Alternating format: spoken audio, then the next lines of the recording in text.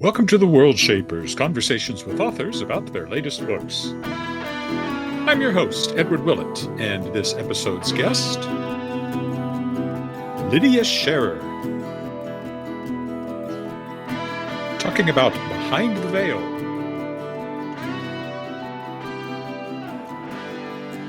Hello and welcome to another episode of the Worldshapers, the podcast where I talk to other authors about their latest books. My name is Edward Willett. I am myself a multiply published author of more than 60 books of science fiction, fantasy, and nonfiction for readers of all ages. And I do have a new book out. It just came out on June 24th. I happen to have a copy of it here.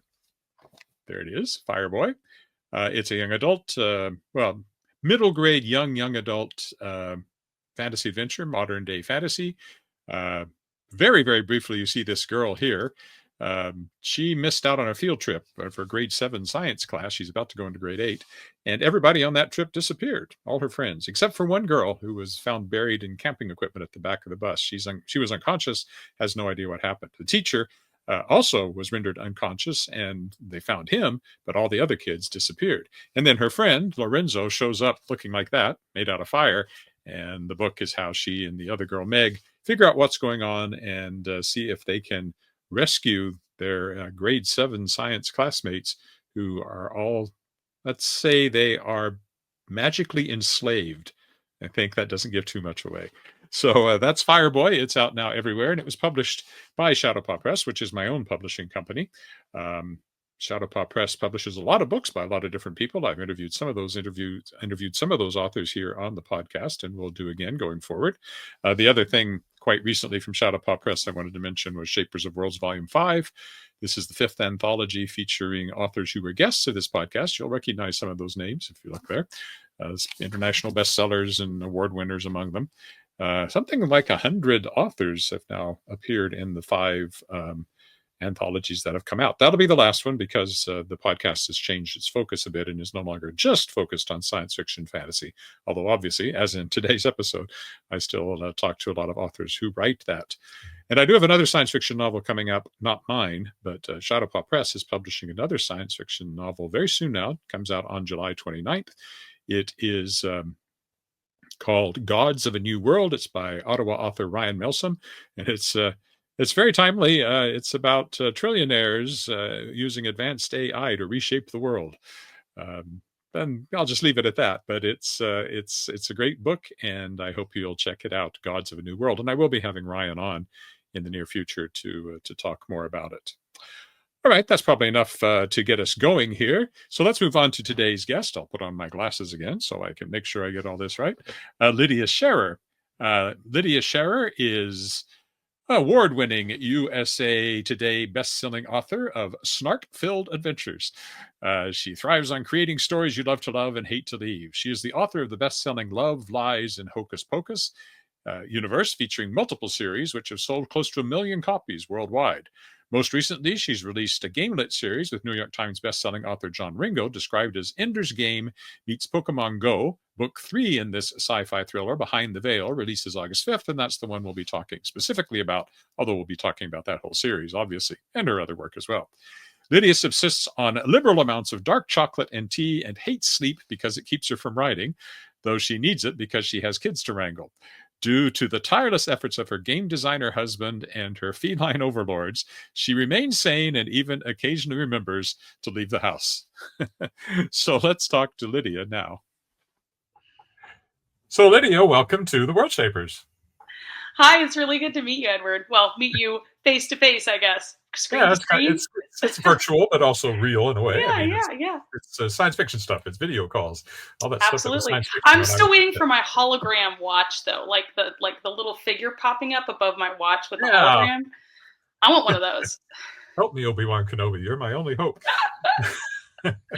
So, I was thinking Star Trek, but that works too. Yeah. I always think of the little Princess Leia. That's true. Yeah. Thanks for reaching out to me. We got together very quickly. You emailed me yesterday, and here we are. And this episode will go live very soon thereafter. But it's great to meet you. And so we're going to be talking about books, but you do a lot of other Yes, I do have a lot of Thanks, books. well. Yeah, I write, actually, most of my books are urban fantasy. That's what I got started. That's kind of my bread and butter. But John Ringo, who is a mostly science fiction author, but he has also written some fantasy. He's kind of known more for military science fiction, though, had a story idea when Pokemon Go came out in 2014. And he was looking for a co-author. The protagonist is a young female gamer, and he's an older man, and he's like, I'm probably not the best person to write this POV, so let's find like a young female co-author. So he was looking for someone, and we met at LibertyCon in 2017, and he pitched me this book idea, and I'm like, I have been reading John Ringo since I was a teenager, so it was a bit of a crazy, like, inner fangirl, absolutely flipping out moment, but outwardly I had to be like very professional. But yeah, I said, yeah, let's do it. And it took a couple years to get his publisher, Baen Books, on board with the idea. Just because publishers always have like their whole schedule. They've only so many books they can publish per year, so it just took a little while to be able to get it in the queue. We published the first book, Into the Real, came out in April 2022, and book 2, Through the Storm, came out in November 2023, and book 3 is Behind the Veil, and that comes out August 5th, so less than a month. We're super excited about book 3, and there's a book 4 that we are finishing writing right now that is slated to come out next spring, called Beyond the Rift, which will complete the 4 books, and it is a lot of fun. Now, I actually met John at Dragon Con, the only time I ever went to Dragon Con. Oh, yeah? I had his email address, and I reached out to him a couple of times, but we never managed to set up an interview because I wanted to Worldshapers. Don't worry, John is a very difficult person to get a hold of. As his co-writer for the past 6 years, I can tell you. Well, I don't feel bad then. I've lost his email now. So oh, no, don't feel bad. I am his co-author, and sometimes I have to literally send an acquaintance who lives nearby over to his house to check on him and see if he's still alive. Oh, dear. That's how much he does not pay attention to the computer and phone that he owns and is in his house. So let's talk a little bit more about the series. Give me an overview of it for people who haven't read it. Yeah, absolutely. So it follows... yeah, thank you. It follows Lynn Raven, who is getting ready to be a senior in high school, kind of a wallflower, socially very shy. She was bullied a lot in school. By the way, this is set near future, like 20 years in the future, 30 years in the future, and the world's very similar, but there's like Airbuses and like electric cars, and lots of stuff is in virtual. Like, people don't really do in the real stuff as much anymore. And so lots of people just walk around with their contacts or their AR glasses on, just they're in the virtual world. And so, Lynn is one of those people. She spends most of her time when she's not doing school, gaming online.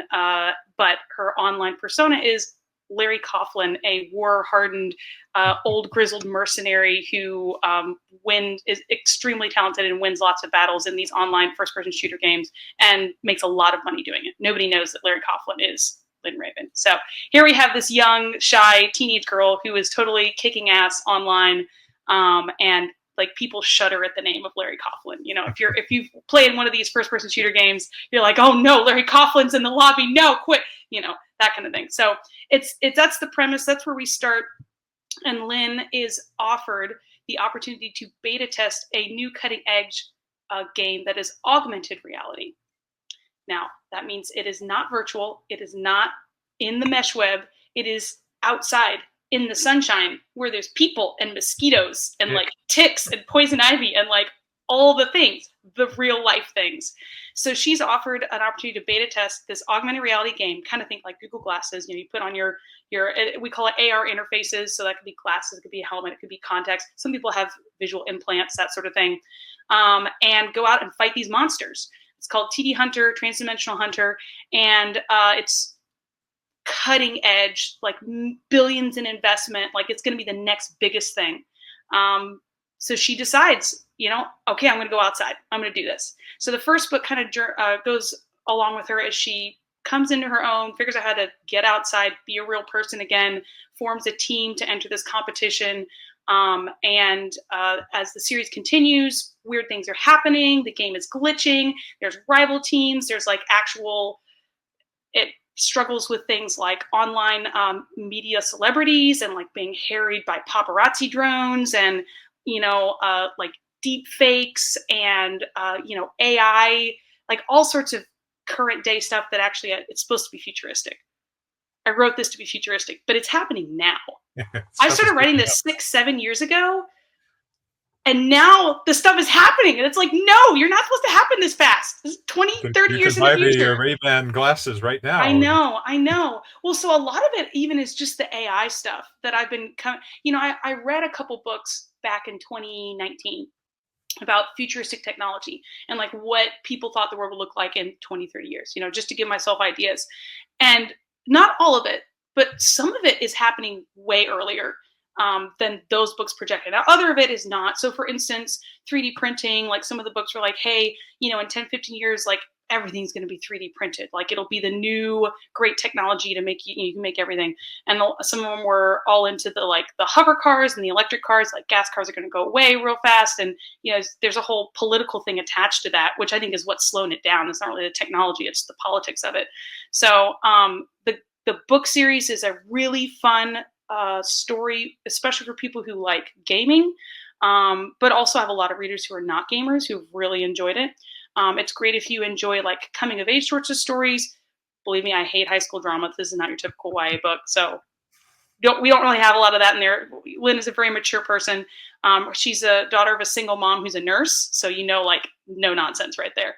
And then there's just a lot of like not current politics, but like current technology issues, like struggling with AI, struggling with big social media presences. And, what do you do when people are trying to record your entire life and intrude in that, which weirdly, as a public personality, I don't have paparazzi drones chasing me around, but I do sometimes get creepy messages online, and I do have to be careful about pictures I post online. So anyway, so that's kind of the book series. So let's back up a little bit then and go back into your past, since we talked about the near future, but let's go back into the your past.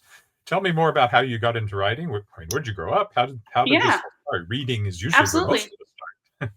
Oh yeah, well, you asked about the books, so I was ready to dive into the good stuff.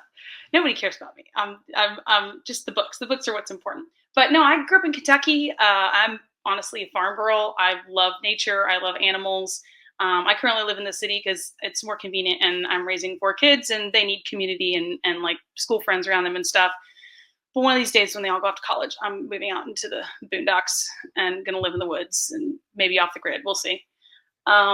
I have always told myself stories in my head. There's never not been a time when I've been telling myself stories, but I didn't start writing super young. I didn't start writing stuff down until like mid-high school. But I've always been a storyteller, and it just was a process of realizing that inner storytelling, like impulse, that it could actually come out. I didn't realize that till college. Like, oh, I could be a writer. That's a thing. Like, how do I be a writer? And that's when I started investigating it, when I realized that this was a thing that was going to happen whether I wanted to or not. Like the impulse to write, I call it a biological imperative for me. So I started writing a couple books, late high school, college, kind of just tinkered around with it. Didn't really think anything would come of it. But then out of college, my career dreams didn't really pan out. Not because anything went wrong. Well, my grandparents were ailing, and I came home from college and didn't kind of move directly into the career that I had intended because I was taking care of them. And that kind of derailed stuff timing wise. But that helped me realize that wasn't what was making me happy anyway. I'm a raging entrepreneur type, A-type. I don't like working for other people. So I realized I wanted to run my own business. I tried art first. I started an art business with my sister. She went off to college, so I had to stop that. But then by that time I was like, well, maybe I could try this writing thing. So I think I published my first title in 2015, which was an article in a magazine. But my first 2 books I published in 2016. And I've been indie from the start. I never wanted to wait around for somebody else to tell me that my fiction was good enough. Maybe that says something about me, that I didn't feel like I needed affirmation from anybody else. I felt like this is a good story. I have a story to tell. People like it. And so I'm going to figure out how to get it out there. And I did. I kickstarted my first 2 books. to pay for professional editing and covers and all that. And then the next year I kickstarted the next 2 books. So I had 4 books out in 2 years using Kickstarter funding. And then after that, I was making enough money to fund the books just from proceeds as opposed to having to keep kickstarting them. And I got married. I married an amazing guy who's incredibly good at marketing, which is one of the reasons I married him, which he totally not like our second date. He was helping me sell art. And I'm like, man, this guy's really good at selling stuff. Like we can make something together. Both of us are very, I mean, he's not quite as entrepreneurial as I am. He's more on the creative side. But he absolutely loves working. We work together, Chenoweth Press. We publish his games. He designs games and I do the books. We have about 10,000, 15,000 books and games in our basement at any one time. And we sell them off our website and ship them straight out. And we're raising 4 kids. And so I've published a bunch more indie books. And then I got together with John. So I have some books traditionally published now, which I love. Baen is awesome. But my heart will always be an indie author because I'm an entrepreneur. So. Well, let's talk a little bit about your process. I mean, the hoary question that you're not supposed to ask, but I always do in some fashion is, let's not say, where do you get your ideas? What is the seed from which your ideas spring into full-blown... Never mind. Where do you get your ideas? Well, I think it's a confluence of your life experiences and your passions. I think that people who write well are generally writing things that they're very interested in. I think Frank Herbert is a great example, or at least one that I've been he is a great example, and also one that I've been learning about more recently. I'm a huge fan of Dune, and I actually am friends with Kevin J. Anderson and have gotten to talk some. I really enjoy getting to talk to him about the whole process of the 2-part movie that they put out. And so I've just been doing more, just listening to podcasts and stuff about Frank Herbert and his past and his kind of development. And it's just really interesting to see how all of his like political activism and his passions and the things he supported, kind of all those topics all kind of worked into the milieu of what into the Dune books. So I think it's what we're passionate about. It's what we're interested in. It's like the themes that we're interested in exploring.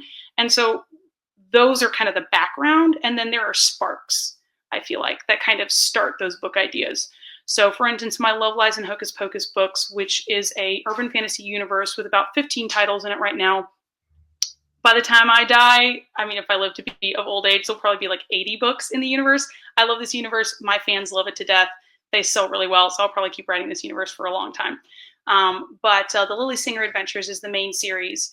And that started because I love books and libraries and cats and magic. And so I wanted to write a introverted librarian wizard who had a cat. And that was I just wanted to do that because those are things that I like. And I was actually in 2012 working on a vampire YA series, which totally was not inspired by Twilight at all. No, it was. But it was very dark and depressing. Like it was wrestling with really, really dark stuff like foster care and family abuse and like all sorts of like morality. Like, is it moral to take other lives for your own survival? And like all those really deep, dark stuff, which I was very interested in, but it was super depressing. And so my husband's like, you should write something else for a while. At that time. Actually, no. Well, wait a minute. He wasn't my husband in 2012. 2012 was when I started writing that book. In 2013, 14, when we met and got married, he was like, hey, you should take a break, write something else. And that was when a fateful night in December of 2014, we sat down and I'm like, okay, I should write this. He's like, yes, that ties into Harry Potter, which is really big right now. So it's a good marketing angle because like he's all about the marketing. And we kind of went from there. And 2014, I took to write the first 2 books and I just put all the stuff I loved in it, you know? So I think for that series, that was kind of the spark. For John Ringo, it was Pokemon Go. Pokemon Go came out and he started playing the game, downloaded it on his the app on his phone and was playing it. He's like, man, you know, like what if there was I don't want to do spoilers for the series per se, but like, what if, you know, there was a game like this? Actually, originally the first 40, 50,000 words of the first book that John Ringo kind of wrote himself when he came up with the idea originally in 2014, had it set present day. So people had like smartphones and they were using like looking through the smartphones at the screen at the monsters and everything that they see in the game, just like you would with Pokemon Go. And I read that and I'm like, yeah, no, John, we're not doing that. We're doing this near future. I didn't want to do super far out like science fiction not connected to our world, because I wanted it to feel very present and like a very feel like a possible future to readers today. That was one of our goals, and I feel like we've achieved that very well. I have a lot of people say, "Oh, Lydia, I wish TD Hunter existed. I want to play this so bad." I'm like, "I know, I want to play it too." It'd be so much fun. You have these batons, these blue. It's made of something called omnipolymer, which is like a polymer that can reform in different shapes. You can program different shapes in it. These omnipolymer batons. I always say batons. That when you start the game, when you go into combat, they reform into whatever weapon you've chosen. And so you're out there in the real, like in a field, on the street, whatever, and you've got your interface on, and all you see this game. You see this game world, just perfect graphics, like the monster's right there in front of you, and you're slashing with your sword and you're shooting with your gun. And bystanders see people like you would see people playing Pokemon Go, on the side of the street back when the app came out. Not a lot of people play it anymore. But now you see these people like out getting exercise and doing all these like cool moves, and they've got these electric blue, weapons, and electric blue, so they're not real weapons, so police don't go arresting people, right? But it's just a great way to get outside and get exercise and like live life again. And people are like, "Lydia, I wish this game existed." Like, I know, somebody needs to make this game. So with the idea, going back to the process, what kind of planning, outlining, how does that all work for you? And also, you write stuff on your own, but now you're working with a collaborator. So what's the difference between those two processes? Oh my goodness. Quite a difference in process. I am a rapid outliner. That's the way my brain works. I have a very organized brain, and it's very linear. And I really, really hate not knowing what's going to happen. Like that's a state of anxiety for me. And so for me, they're calling it discovery writing now instead of pantsing, which is fine. Like I get that. I think there is a faint, like little bit of a lip sneer at, pantsing, like, oh, pantsing or something like that. So I get that people want to call it discovery writing, which is totally fine. But whatever you call it, pantsing, discovery writing, like that to me is just a big ball of anxiety. Like, no, we're not doing that. I almost always have an end goal in mind. I have a start point and an end goal in mind. And my outlining is just figuring out the major arc plot points and beats in between those 2 points. And one thing a lot of people misconceive about plotting is that it's really not constrictive. It's not set in stone. It's not, you have to now follow this plan. It's just, here's my goal. Now I know where I'm aiming, like here's where I'm going to aim my bow. So this arrow goes over there. And if I find if the goalpost moves, that's fine. I just point my arrow somewhere else. And so it does often, whatever my outline is, always changes. And so, which is why I don't outline down to like the individual chapter scenes or whatever. I just outline to the point where for each of the arcs. So I'll have usually 5 to 10 arcs. There's your major plotline arc. So here's the plotline driving the actual, like the external conflict, like the physical conflict that's driving this story. So you've got your main plotline. You've got like political and social side plot lines that tie in with the main plot line. Then you've got your like relationship plot line. So main love interest, if there's like a relationship, different family interest. You've got your villain's plot arc, which may not have much of an arc. Like it may not change much, but it's whatever their plot line is, how it interacts, everything. So I've got, like I said, 5 to 10 plot lines, and I'll write them out in columns, and be like, okay, here's the plot beats. Here's your 25%, 50%, 75%, 100% of the story. Here's the plot beats that has to happen. Okay, I know I need these things to happen in general. And then I'll be like, okay, 15 chapters for the book, approximately 8,000 words per chapter. This, and this plot point needs to happen in this chapter. What scenes am I going to write to convey those plot points? And so that way, each chapter that I come upon, I'm like, okay, I have a general idea what needs to happen in this chapter. And from there, I can kind of go with the full. So I guess I would say I discovery write in chapters, because I know my general goal for the chapter, and then I discovery write what is happening in that chapter, if that makes sense. Because I know my world, I know my characters, I know in general what needs to happen, and so then it flows at that point, as opposed to stumbling around in the dark. I can't do the stumbling around in the dark thing. Now, working with John, how does that work? So John is the most pantsing pantser of all pantsers. So John, and this is from his descriptions that he told me, don't like quote me on this because it's secondhand. I may be misremembering, but just in general, from what he's told me about his process and how he works, he does something called iterating in his head. He will sit in a dark room for sometimes days or weeks at a time, iterating a story in his head. So almost like I would almost say that he like is actually plotting. He's just plotting in his head. I can't do that. My brain can't hold on to stuff like that. It just goes poof. Well, I've given birth to 4 children, and something that some people may not know is birth hormones, pregnancy hormones, and the sleep deprivation absolutely wrecks your memory. Mom brain and pregnancy brain are very real things. And it's frustrating having like my actual profession, like the way that I feed my kids, be negatively affected by my kids. But it's okay. It's a trade-off. I don't regret it. It's just I write everything down. I'll have a thought, be like, oh, I need to go do this. I have to immediately write that down because my kid's going to yell across the house and I will immediately forget that. So that's fun. John has told me that he iterates. And so sometimes he'll iterate like where he's like, okay, this happens. No, like he'll see the scene playing out and say like, no, I don't like that. Scrap that. Okay, this happens. Like, and he'll just keep doing that and doing that and doing that.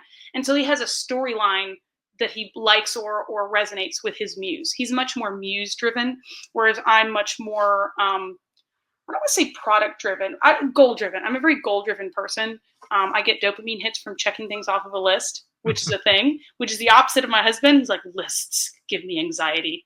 So I like lists. He likes to just go with the flow. My wife is an engineer, so.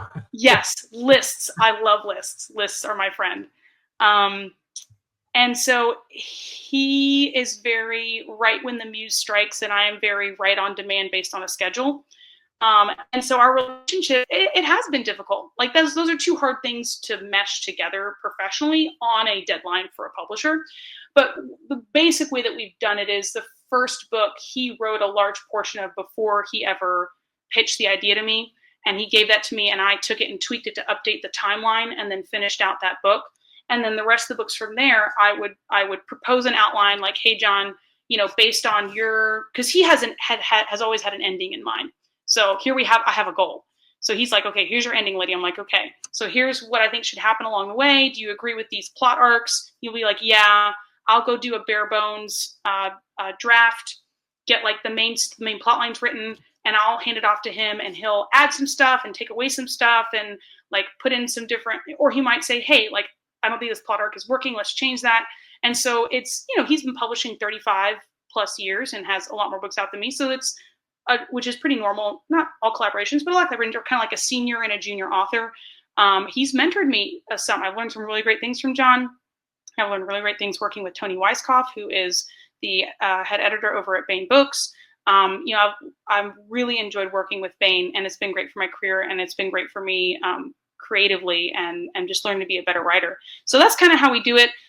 It's a little bit hard to get a hold of John sometimes, which makes it a little tough sometimes getting things done. But when the juices are flowing, they're flowing. And man, John knows how to write. Like he's a lot of fun.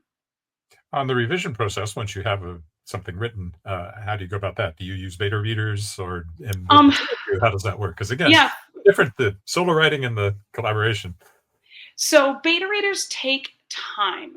And if I have time in the publishing schedule, I always prefer to use beta readers. My husband is my alpha reader, meaning I run stuff by him before it gets seen by anybody else. And that's part of my initial revisions before I send a manuscript to like Tony or before I send stuff to beta readers.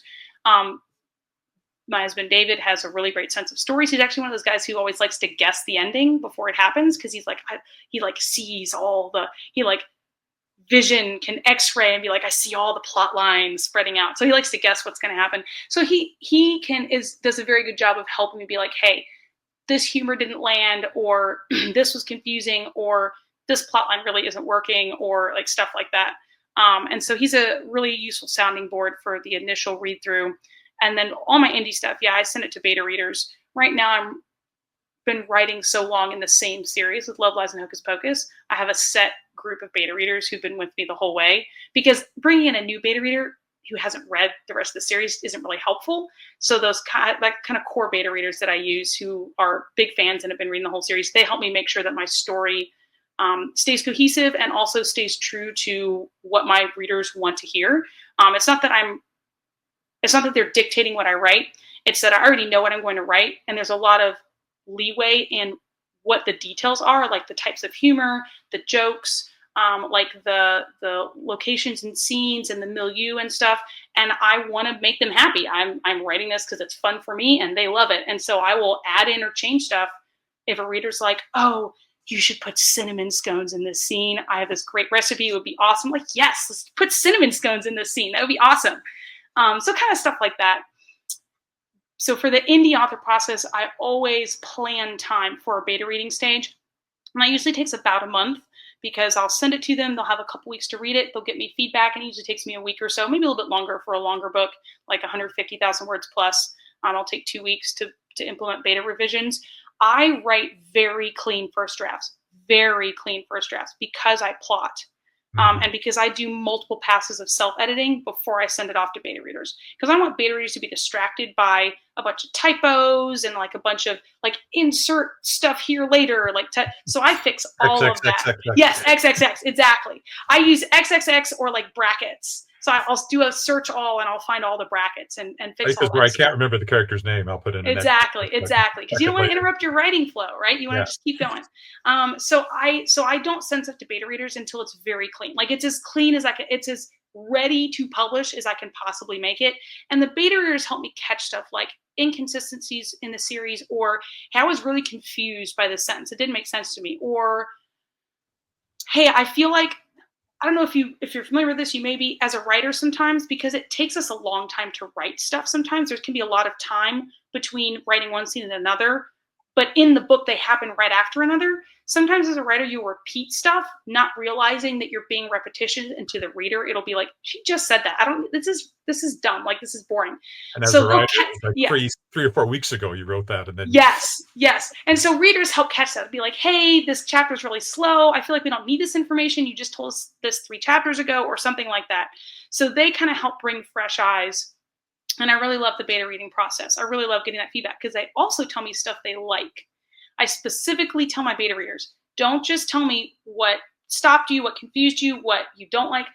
Point out stuff you do like, because when I know what that is, I can do more of it.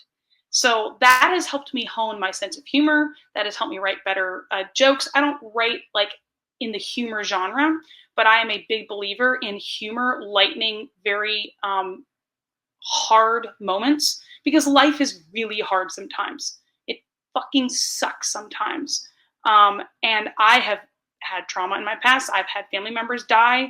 And sometimes, like, the only thing that will pull you through is some humor. And I think that's incredibly appropriate and incredibly necessary in fiction.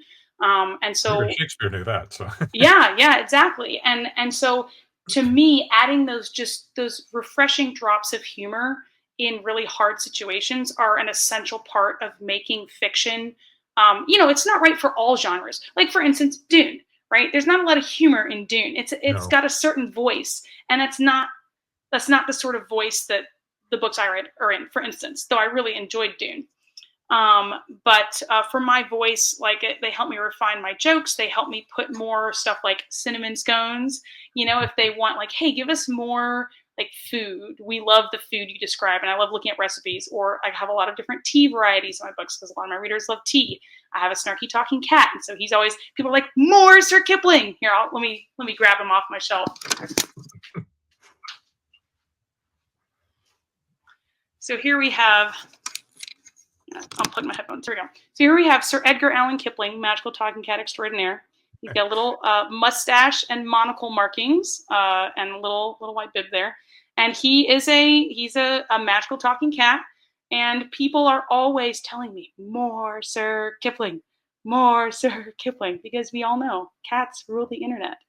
And everybody wants more snarky humor, more cat humor, more fluffy toe beans, like all that stuff. My last book with Daw, called The Tangled Stars, features an AI uplifted talking cat who becomes a starship captain. So, oh, nice. And every chapter starts with snarky cat remarks. So Of course, as it should. Like, that is beautiful humor. That is hilarious. It makes everybody's day better. There should be as much of it as possible in people's books. So sorry, I was just going no, go ahead. When you're working with John, Do you still do the beta reader process, or is there? So I did the beta reader process for the first book, and I think for the second book because we had time. However, for 3 and 4, I'm in a kind of interesting place in my career right now where I have a lot of people who want a lot of books from me, and I am also raising 4 children. This is a tension and a challenge. I'm a full-time career author, and I am also a full-time mom. Now I work from home. We have someone who watches our kids during the day in the home so that David and I can work from 8 to 5. But we do some homeschool. My oldest is going to be in first grade this year, so there's not a ton of school going on right now. It's more like preschool type activities with kids doing like coloring and stuff like that. But we do some homeschooling. We're here all day with our kids. I have to lock my office door, or else my kids would be trampling it down every 3 seconds to get in my office and mommy. So it's a tension between loving my kids and getting work done. I would love to write 4 or 5 books a year. That does not happen. I'm doing good if I do 2 books a year. 2 books is kind of my goal. Sometimes I only get 1 book. I usually do 1 book and a project. Like we also published some of my husband's games. I have some novellas. But I have these 2 series, right? I have a Baen contract with John Ringo. And then I have my indie series that honestly is what pays the bills. Again, I love Baen, love working with them, but traditional publishing doesn't pay a lot in the bigger picture. And it's also a shorter series, a couple books versus like the 15 books that I have out in my urban fantasy. So I've got a legal contract with deadlines, and then I've got what most of my readers actually want to read. And I have to balance those 2. And so for a while I was going back and forth, 1 book from TD Hunter, 1 book from Love Lies and Hocus Pocus, and going back and forth. But I had my 4th child last summer, and I just hit a mental block working on my next Love Lies and Hocus Pocus book. Even though I am a more or less writing on demand person, like I have that discipline, and that's like my brain is still be like, all right, time to work. We're gonna write this story. Let's do it. There are definitely times when I'm like, this isn't interesting me. I don't feel passionate about the characters. I don't know what's going to happen next. I don't want to work on this. And so I just decided, hey, we're going to do the next 2 TD Hunter books back to back, get them done, get my contract taken care of, get the books out to the fans and be done. And then I can kind of slow down and focus on Lily Singer. So I made that decision last August. And so I'm now a year later, almost done with the last book, finishing out, that year long. All right, let's just push through this. So Baen, the publisher, was very accommodating. It's like, okay, let's do this. Let's do the book. Boom, boom. Most trad publishers, year lead time to publish things. We did 6 months lead time for both of these. And that's really quick work for a trad publisher. So these last 2 books have been very rushed in the sense of traditional publishing is usually a very slow process. Now it's like indie speed, which for trad publishers is super rushed. So especially getting back and forth with someone who's not super good at communication. I love John to death. He also does not check his phone and his email most weeks. So that has been a challenge, but I'm really happy to get them out and get them out there. I'm really, really grateful that Baen was like, yes, let's do this. Let's do it. It's quick. We'll stick it in here. We'll get it done. So the 3rd book coming out August 5th. So 3 weeks, if that. And then book 4, which I'll be handing into Tony. I'll be handing it to Tony and John at the end of July. And at that point, John will do his work on it. If Tony has any suggestions on like how to tweak plotlines or whatever, she'll give that feedback to us as well. And that should come out moving at that speed is really fast for Tony to have. Oh yeah. Well, so book 4 is on the books. Like it's in the schedule for next spring. So March, April, sometime next spring. And so, Tony works like a beast. Like Tony is just as hardworking as any of the author. I'd say more hardworking. Tony has to herd cats every day and run this business. And she's also, an editor. And there are other editors at Baen, but Tony usually does John's work. And of course she approves everything, but Tony's been working with John for decades. So, I mean, it makes sense that it's like they've been working together on all these other books. Like it makes sense that it would be that way. So yeah, it's been a great experience, and I will be very glad when it's over, because I am not getting a lot of sleep right now, which is not super healthy. But I'm like, okay, finish the book, we'll be done. I can sleep when I'm done. And then on to your indie series, because my next question at this point was, what are you working on now? But I think you've kind of answered that. Yeah, absolutely. I have said that. But as soon as I have finished the fourth book, I'm going to take like a 2-month break, sleep, and catch up on business stuff that I've been neglecting in my business. You know, all the boring stuff, marketing, accounting, all that stuff. And then I think we're going to do a graphic novel for my Cat Magic novella, which is all about Sir Kipling. It's by the cat, about the cat, for the cat. And people really love novella, and Hound Dog Media, I think is the name of the group, has turned some Baen books into graphic novels, and they were interested in this book. And so we're looking into turning that into a graphic novel. And I think I might be working on that in September, October. We'll see if that, like, if the contract gets signed and if that gets going. That might happen later. It might happen this fall. We'll see. But as soon as that's done, or as soon as I know like when to work on that, I will be diving back into book 9 of the Lily Singer Adventures, which is partially done. I worked on it when I was pregnant last year, and just after I had a baby and I had come off my maternity leave, I just didn't want to dive back into it. So I need to finish that book. People are, when is book 9 coming out? When is book 9 coming out? I can't tell you because I don't know yet. I'm sorry. So and that's what where can people keep up with all this that you're doing? Yeah, I do a lot. It's myname.com, lydiasherrer.com. And for anyone listening, Sherrer is Sherrer, which is not in the normal spelling of Sherrer. But if you ever can't remember how to spell my name, just Google magical talking cat. And what's the regular? What do you consider the normal spelling of that? Because that's it's usually SCH. It usually has a C in it because it's German. So it's usually SCH and then either ERRER or EARER or EREAR. It's so you get a lot of misspellings when people. Yes. But my usual one is it's over here. They leave the second T off of Willett. Yeah. Well, I mean, so you know, the name like Elliot or whatever. Some people spell it with 1 T, some people spell it with 2 T's. So it's like, well, who knows which one it is.